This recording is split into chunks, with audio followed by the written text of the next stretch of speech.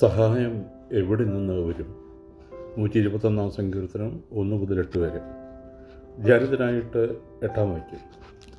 യഹോവ നിൻ്റെ ഗമനത്തെയും ആഗമനത്തെയും ഇന്നു മുതൽ എന്നേക്കും പരിപാലിക്കും.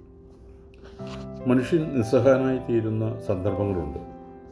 അപ്പോൾ ഞാൻ എൻ്റെ കണ്ണ് പർവ്വതങ്ങളിലേക്ക് ഉയർത്തും എന്നവൻ പറയുന്നു. സഹായം ലഭിക്കുമെന്ന് അവൻ ഉറപ്പുള്ള സങ്കേതങ്ങളിലേക്ക് കൈക്കുമ്പിൾ നീട്ടുന്നു. രോഗശയ്യ അവലംബിയായി തീരുന്ന ഒരുവൻ ആദ്യം കയ്യിലുള്ള ചില്ലറ മരുന്നുകൾ കൊണ്ട് രോഗത്തെ തടഞ്ഞു നിർത്താമോ എന്ന് നോക്കും. പറ്റുകയില്ലെന്ന് കണ്ടാൽ അടുത്തുള്ള ഡോക്ടറെ സമീപിക്കും. കൂടിയേ തീരൂ എന്ന് കണ്ടാൽ ആശുപത്രിയിൽ പ്രവേശിക്കും. ഇങ്ങനെ പല പർവ്വതങ്ങളിലേക്കും നാം കണ്ണ് ഉയർത്താറുണ്ട്. എന്നാൽ വൈദ്യശാസ്ത്രം പരാജയപ്പെടുന്ന സന്ദർഭങ്ങളുണ്ട്. വ്രതാനുഷ്ഠാനങ്ങളോടുകൂടി ചില പുണ്യ സ്ഥലങ്ങളാകുന്ന പർവ്വതങ്ങളിലേക്കായിരിക്കും ചിലർ കണ്ണുയർത്തുക. നേർച്ച കാഴ്ചകൾ കൊണ്ട് ഉദ്ദിഷ്ടകാര്യ ലാഭമുണ്ടാക്കാമെന്ന് വെച്ച് അത്തരം പർവ്വതങ്ങളിലേക്കും ചിലർ കണ്ണുയർത്തുന്നു. സിദ്ധന്മാർ പ്രാർത്ഥിച്ച് ആശീർവദിച്ച് കൊടുക്കുന്ന പുണ്യജലം കൊണ്ട് പൊറുക്കാത്ത ഒരു വ്യാധിയും ഇല്ലെന്നാണ് ഇനിയും ഒരു കൂട്ടരുടെ വിശ്വാസം. എന്നാൽ വാസ്തവത്തിൽ ഉയർത്തേണ്ട സ്ഥാനത്തേക്കല്ല നാം പലപ്പോഴും കണ്ണുയർത്താറുള്ളത്. ഞാൻ എൻ്റെ കണ്ണ് പർവ്വതങ്ങളിലേക്ക് ഉയർത്തുന്നു എന്ന് എബ്രായ കവിയായ സങ്കീർത്തനക്കാരൻ പാടുന്നു. അതിനുശേഷം കവി സ്വയം ചോദിക്കുന്നു, അവിടെ നിന്ന് സഹായം ലഭിക്കുമോ എന്ന്. എൻ്റെ സഹായം ആകാശവും ഭൂമിയും സൃഷ്ടിച്ച കർത്താവിൽ നിന്ന് വരുന്നു എന്ന് കവി തന്നെ ആ ചോദ്യത്തിന് മറുപടി നൽകുന്നു. ഏതെല്ലാം പർവ്വതങ്ങളിലേക്ക് കണ്ണുയർത്തിയാലും ഒരിടത്തുനിന്ന് മാത്രമേ സഹായം ലഭിക്കുകയുള്ളൂ എന്ന് ഈ ഭക്തകവി നമ്മെ അനുസ്മരിപ്പിക്കുന്നു.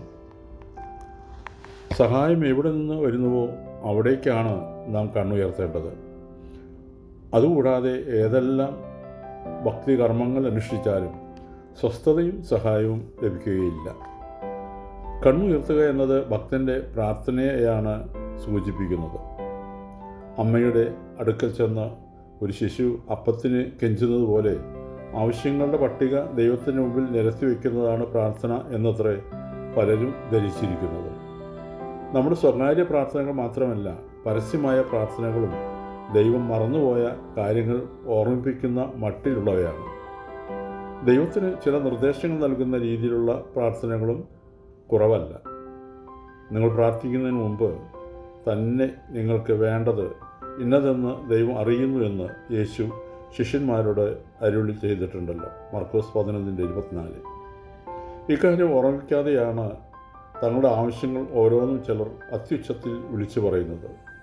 ആവശ്യങ്ങളുടെ പട്ടിക ദൈവത്തിന് മുമ്പിൽ നിരത്തി വയ്ക്കുകയും അവ സാധിച്ചു തരേണ്ടതിൻ്റെ ന്യായങ്ങൾ സമർത്ഥിക്കുകയും ചെയ്യുക എന്നതല്ല യഥാർത്ഥ പ്രാർത്ഥന. നമ്മെ രൂപാന്തരപ്പെടുത്താത്ത പ്രാർത്ഥന കൊണ്ട് നാം ഒന്നും നേടുന്നില്ല. ഈശ്വര സന്നിധാനത്തിൽ മുട്ടുമടക്കുന്ന ഒരു ഭക്തൻ പുതിയ മനുഷ്യനായി എഴുന്നേൽക്കുന്ന പക്ഷം തൻ്റെ പ്രാർത്ഥനയ്ക്ക് ഉത്തരം ലഭിച്ചു എന്ന് തീരുമാനിക്കാം. ഈ രൂപാന്തരം പ്രാപിക്കുന്നതിന് വേണ്ടി നമ്മുടെ കണ്ണുകൾ ദൈവസന്നിധിയിലേക്ക് ഉയർത്തുക. ഓർക്കണമേ, ജീവിതത്തിലെ ബുദ്ധിമുട്ടുകൾ കർത്താവായ യേശുവിനെ വിളിക്കാൻ സഹായിക്കുന്ന കൊടുങ്കാറ്റുകളാണ്. മത്തായി എഴുതിയ സുവിശേഷം 11:9. യാചിപ്പിൻ, എന്നാൽ നിങ്ങൾക്ക് കിട്ടും. അന്വേഷിപ്പിൻ, എന്നാൽ നിങ്ങൾ കണ്ടെത്തും. മുട്ടുവിൻ, എന്നാൽ നിങ്ങൾക്ക് തുറക്കും. ദൈവം അനുഗ്രഹിക്കട്ടെ.